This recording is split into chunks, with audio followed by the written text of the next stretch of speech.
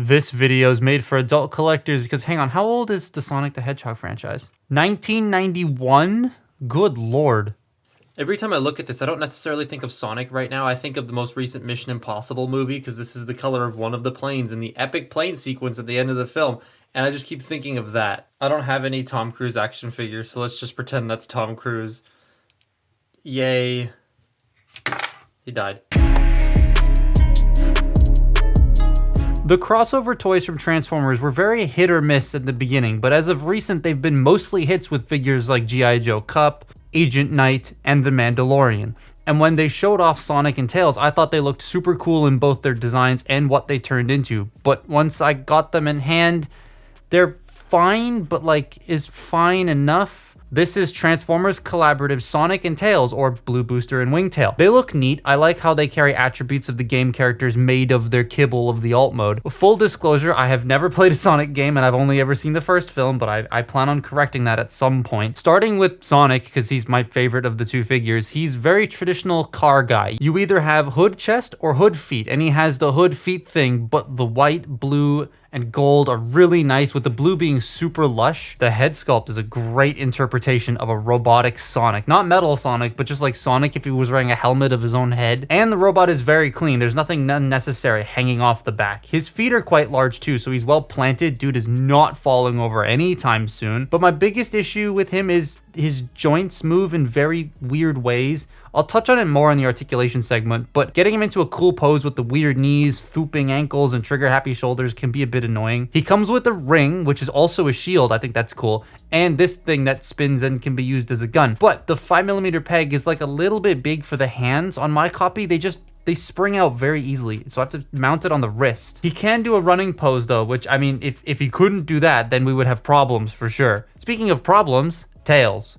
Tails is he's got that old crossover jank. I love the way it looks though. The legs feel kind of like RID01 to me, with how they don't look like they come from anywhere on the alt mode, but somehow they just sort of fit inside. But the rest of the plane kibble being worked into the design to feel like it belongs, I dig that. Especially the tail fins of the plane being Tails' two, well, tails. That's clever. The head sculpt feels a bit more organic than Sonic's, but it's still a very nice head sculpt. I love the texture in the ears and the mechanical looking whiskers. He also comes with a gun that has a blast effect, but the issues though, the issues I have with this kind of make me want to pick it up way less, and I was the most hyped for this figure of the two because it's a biplane. How often do we get those? The wings on the arms are my biggest problem because they attach via two 5mm pegs and then whatever millimeter this peg is, and they like to come off and they're a bit loose fitting, so they fall a lot when you're trying to pose or transform this thing. I can fix it with floor polish, but like, the instructions make no mention of these coming off for anything, so I don't know why they aren't like either friction clipped or pinned in so they don't fall out. I don't understand why they're on 5mm pegs. And the tails, while I think the part use is very clever, the location of the ball joints makes them kind of get in the way a lot, and they feel really gummy to move. Like the strut they're attached to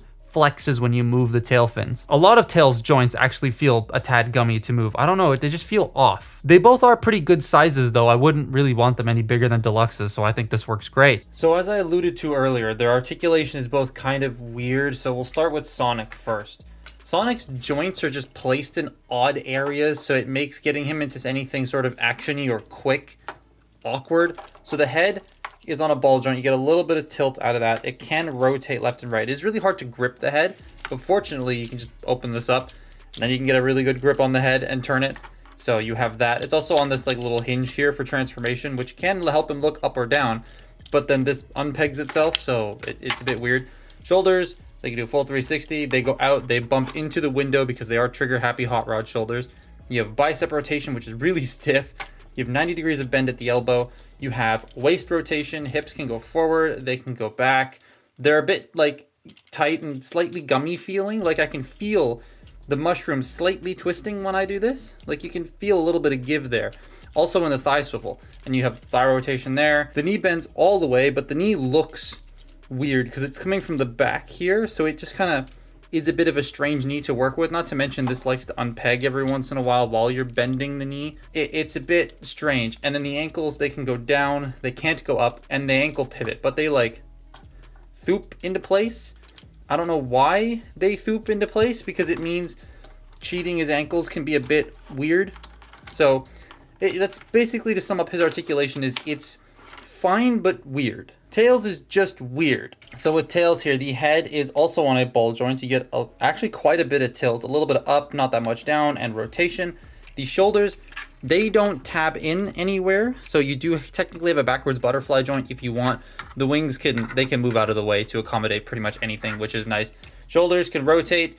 These, oh God, there it goes.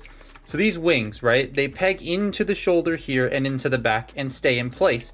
But if you grab it from like, if you have the arm rotated, you grab it from here, or if you start moving it around and it bumps into this peg always comes undone and then this comes off. And it's really annoying. And when you're using the bicep rotation, I find these that fall off as well. So let's put this back on. I can't see. And peg it back in. So you have your bicep rotate, there it goes. Bicep rotation, double jointed elbow, nothing at the wrist, stay in place. You do have a waist joint. Now the hips. This is where the gummy nature of this guy comes into play. So when you move the hips forward, right, they're really stiff. And if I'm holding it like this and I go to move the hips back, you see what's giving before the hips move? Yeah, the entire torso just sort of flexes. I'm not a huge fan of that. This doesn't like lock everything down here into place. It locks in back here, not down here. So this just kind of freely moves. And when you move this, you're kind of putting a lot of pressure on that spine piece here and the mushroom peg for the waist swivel, because he does have a waist swivel. So that's a bit strange to me. The hips can go out, rotate. You have a full bend at the knee, and then you have ankle rotation and ankle pivot. So yeah, not the most fun to mess with the Tails figure, which is annoying because it was the one I was looking forward to the most.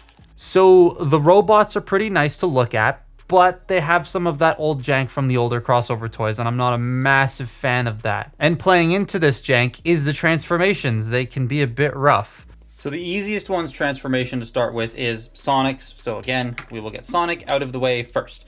So it's kind of traditional sort of car transformer, combiner warsing the legs, the feet becoming the front of the car, blah, blah, blah. But the arms do some interesting things. So to start with, we're going to open this up and then not only open the cockpit at the back up, but also this entire assembly, fold the head in, and then raise the arms up all the way and then rotate this section in the middle of the waist, 180 degrees.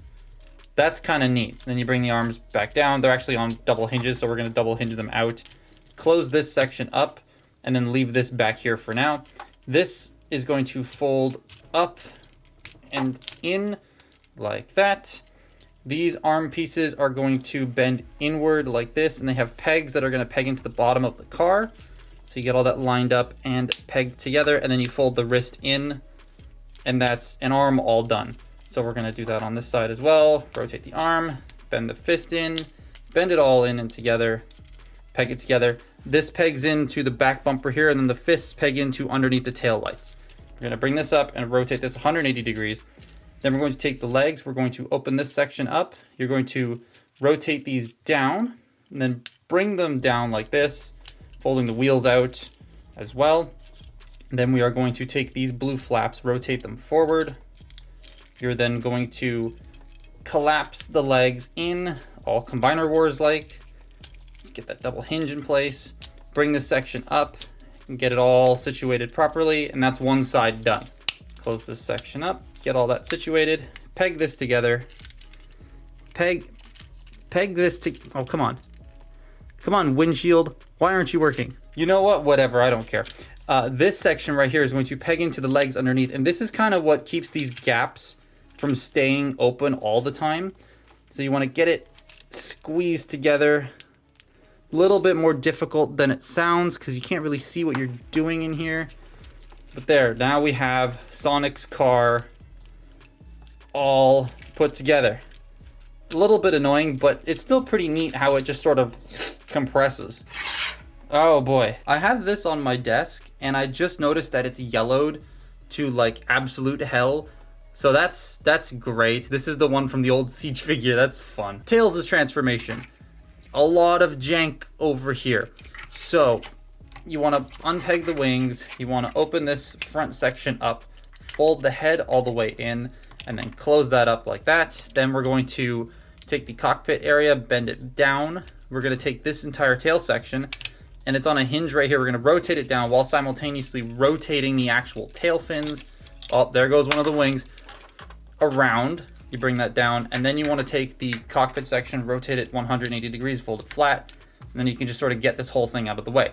We're going to rotate the waist 180 degrees, bring the feet down and fold them down like that. Then we're going to rotate the legs inward and then fold them in on themselves like that.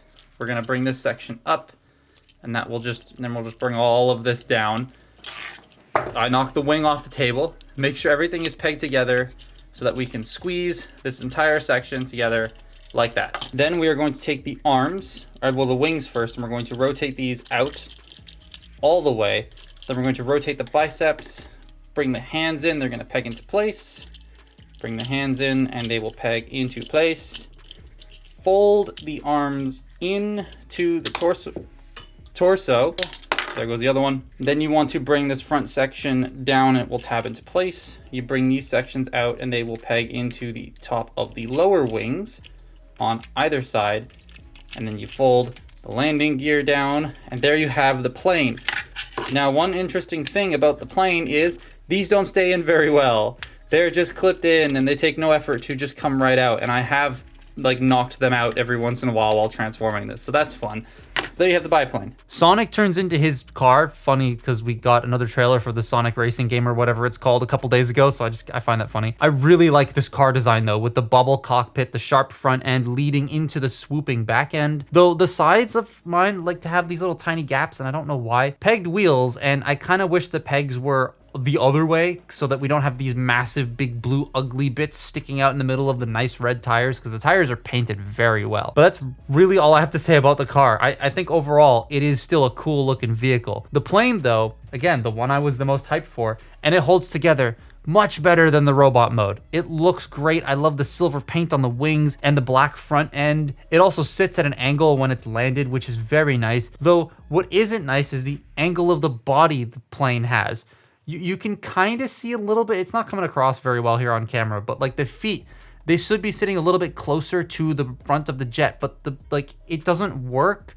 I don't know what it is, but it doesn't want to sit super flush on my copy. You can tell it's bowing a little bit in person. It's weird. He also has a bomb.